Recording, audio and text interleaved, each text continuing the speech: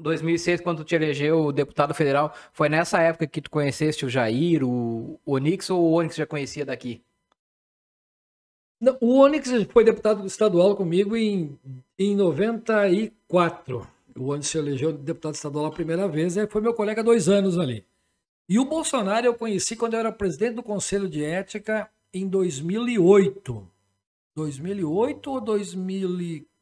Quando é que eu fui para lá? Eu não me lembro, foi por aí. 2008 eu devo ter ido. Que tu foi eleito para deputado federal? É. 2006 a primeira vez. Então ali por 2008 eu fiquei amigo do Bolsonaro porque eu era o presidente do Conselho de Ética e a Maria do Rosário entrou com 6 pedidos de cassação para ele. E eu não conhecia ele. Daí ele me procurou lá e pediu que eu colocasse um relator neutro, não colocasse um relator de esquerda. Daí eu disse para ele, Bolsonaro, eu vou colocar um relator que for justo, mas antes eu quero ler os processos, se for furado eu vou arquivar. E foi o que eu fiz. E aí ele se apegou em mim porque ele passou a pensar de que eu teria dado uma força para ele. Na verdade, eu não fiz aquilo para ajudar ninguém, eu fiz por convicção e por força de lei.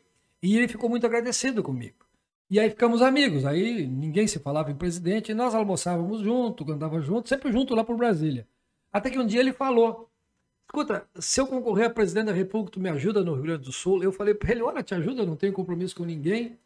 Daí eu dei uma entrevista na Gazeta do Sul e disse que eu ia apoiar Jair Bolsonaro para presidente da República. Ninguém sabia quem era o Bolsonaro. E eu falei nele, a primeira vez quem falou nele foi eu aqui em Santa Cruz. E depois foi, tá? Ele se elegeu presidente, meu amigo, meu parceiro e homem do bem, enfim. E até hoje somos bons amigos. Só para constar aqui, erramos por 145, foi 1.145 votos. É, por aí, a média dele. O William me mandou e se matou Ele perde para os vereadores sempre. Né? E como tu avalia, assim, essa questão que o Bolsonaro, querendo ou não, ele foi muito criticado pela grande mídia, ele nunca arregou, e eu tava olhando até ontem isso, caiu para mim no meu feed. Na eleição em 2018, ele numa entrevista na Jovem Pan, perguntaram para ele se ele ia censurar as mídias. Ele disse não, deixa falar, o povo já entendeu o quanto a mídia é mentirosa. Se a Folha quer me botar em terceiro, quarto lugar na pesquisa, eu vou ganhar igual. Aí o povo vai entender mais ainda que eles são mais mentirosos ainda. E o candidato esse que se diz o queridinho da mídia, nas últimas 3 entrevistas dele falando nisso, ele falou que tinha que regulamentar a mídia, ele falou que tinha que regulamentar a internet e tem que colocar órgãos severos a cuidar das redes sociais. Mas é muito engraçado. Outra conversa. Eu estava no Santa Fé, perto de 2001, estava almoçando e nisso estava o Henrique, filho da prefeita. Daí naquela época ele era PP ainda. Ele não sonhava em ser candidato. Ele é PP ainda. O Henrique é PP. Não, o Bolsonaro era PP, né? Ah, tá. Aí eu falei, cara, eu vou votar pela primeira vez um candidato, eu vou votar no Bolsonaro. Esse aí não vai ir, isso aí não acontece, esse aí não vai, eu conheço ele, não vai ir. Eu falei, cara, ele vai, há 2 anos antes dele anunciar, eu falei, ele vai ser presidente?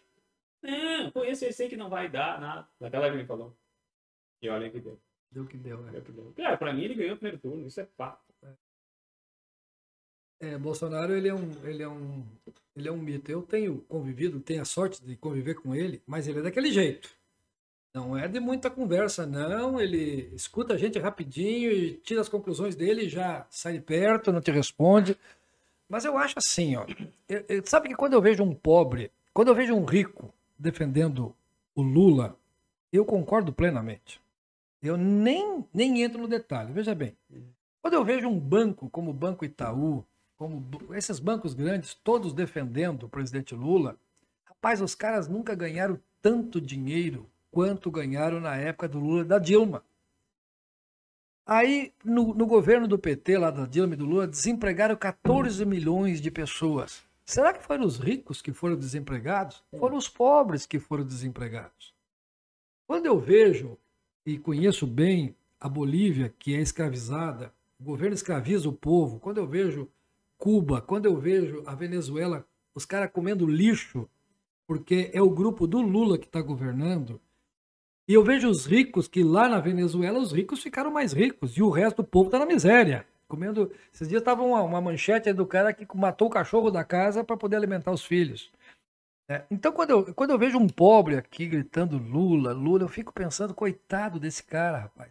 Ele não se deu por conta que amanhã ou depois ele vai estar atirado na tristeza, como está o povo da Argentina. Hoje na Argentina não tinha papel higiênico, não tinha combustível na Argentina. Por quê? Porque lá o governo de esquerda não quer que as coisas aconteçam. Eles querem um povo pobre, desempregado, um povo com fome, aonde eles dão R$190 por mês e dizem para o povo, ó, tu fica aí, ganha essa esmola e vota em mim.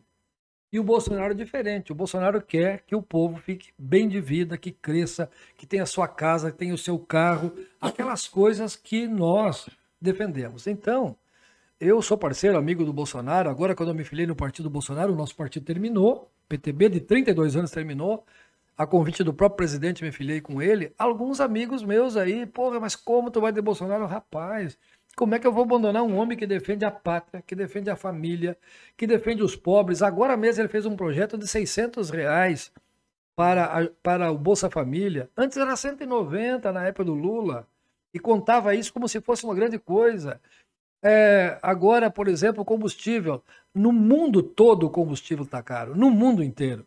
Aí vem um Bolsonaro, consegue reduzir os impostos e começa a reduzir o custo da gasolina e do diesel. Poxa, num ato de bravura, abrindo mão dos recursos deles. E da onde que saem esses recursos? Gente, na época que eu era deputado, foi preso o presidente do Banco do Brasil, o presidente da Caixa Econômica Estadual, o presidente do BNDES, 3 tesoureiros do PT, o presidente da Odebrecht, o presidente como é que era a outra empresa lá? A OS. O presidente dos frigoríficos, JBS. Rapaz, da Andrade Gutierrez. Da Andrade Gutierrez, todos, e depois prenderam o próprio Lula. Era roubo generalizado.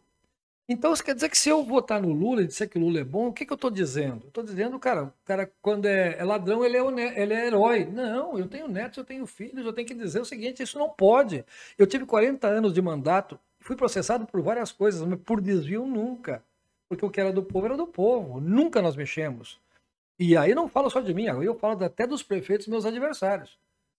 Prefeito como o Wendel nunca pegou nada, Helena nunca pegou nada, Armando Vinck nunca pegou nada. Então, nós aqui temos uma cultura diferente, né? Aí lá em cima, quanto mais roubava, mais mito, mais herói ficava. Não, tem que acabar com isso. E foi o que o povo acabou. Nós caçamos a Dilma porque a roubalheira era generalizada. Então eu acho que agora Bolsonaro se elege e nós teremos um país. Se não fosse a pandemia, se não fosse a guerra da Ucrânia, meu amigo, nós estaríamos bombando de um jeito. Mas como pode crescer tanto? É que o dinheiro agora está aqui. Eu andei, ninguém me contou, numa estrada no Peru. Pensa numa estrada em cima da cordilheira. Pensa numa estrada linda, bonita, pista dupla, toda arrumada. A cada 50 quilômetros uma placa. BNDES Brasil. Tá? Daí eu pensei o seguinte, bom, quando eu chegar na divisa que eu entrar para o Brasil, deve ser uma estrada fantástica, porque se do lado de cá o Brasil fez esse investimento gigantesco, no nosso lado muito mais. Rapaz, quando eu caí lá em Brasileia, na divisa do Acre com o Peru, até Rio Branco, pensa em buraco, não tinha acostamento, não tinha nada.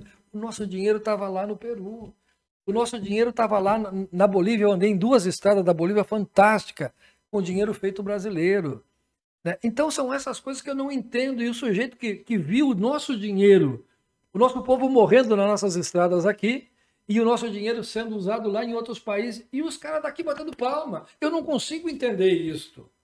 Eu não consigo entender esse eleitor. Então quando o eleitor é rico e bate palma para o Lula, eu nem discuto, que ele está certo. Porque daí ele vai ficar mais rico ainda. Agora, quando é pobre, amigo, dá licença, meu irmão. Vamos vir para cá, vamos trabalhar a favor desse povo. Vamos ajudar o Bolsonaro e vamos eleger. Essa é a minha opinião. E como tu falaste da questão ali do BNDES, as obras que foram feitas fora do Brasil foi dado o Tesouro Nacional do Brasil como garantia de pagamento. Então, quer dizer, se ninguém paga, o Brasil paga. Cuba, o PT fez o maior porto que tem na América do Sul, foi feito em Cuba, com o dinheiro brasileiro. O nosso porto aqui de Rio Grande precisando de reparos, precisando de ajuda, o porto aqui de Itajaí precisando, o porto de Santos precisando, e ali vai. Não foi feito nada, pegaram o nosso dinheiro e foram fazer o porto lá. Maribel, de Cuba. Com um agravante. Se o porto trabalhar 3 meses, leva tudo que Cuba consegue produzir, de tão grande que é o porto. Por que botaram tanto dinheiro brasileiro num porto lá de Cuba e que não precisava ser daquele tamanho? E qual foi a garantia de pagamento? Charutos. Deram como garantia para o Brasil charutos. Ou seja, imagina, é gozação isso contra o povo. Eles deram charutos de garantia. Ó, tu faz um porto para mim que se eu não te pagar eu te dou charutos. Ora, é brincadeira. Mas o povo tá ali gritando, Lula. Ah, mas na época do Lula a gasolina era mais barata. Claro, o Brasil foi falido pela época do Lula. É, mas na época do Lula o mercado era mais barato. Claro. Se nós ir na casa de qualquer trabalhador que está me ouvindo hoje, tirar tudo que tem dentro de casa, no ano seguinte vai ser um ano de crise. Ele vai precisar economizar mais, ele vai conseguir ter que trabalhar mais, o dinheiro que ele ganhar vai ser pouco para repor as coisas que foram desviadas. Então, é o que eu não entendo. Mas o que eu mais não entendo, você já notou que os professores, a maioria, são de esquerdas? Como é que pode isso, rapaz?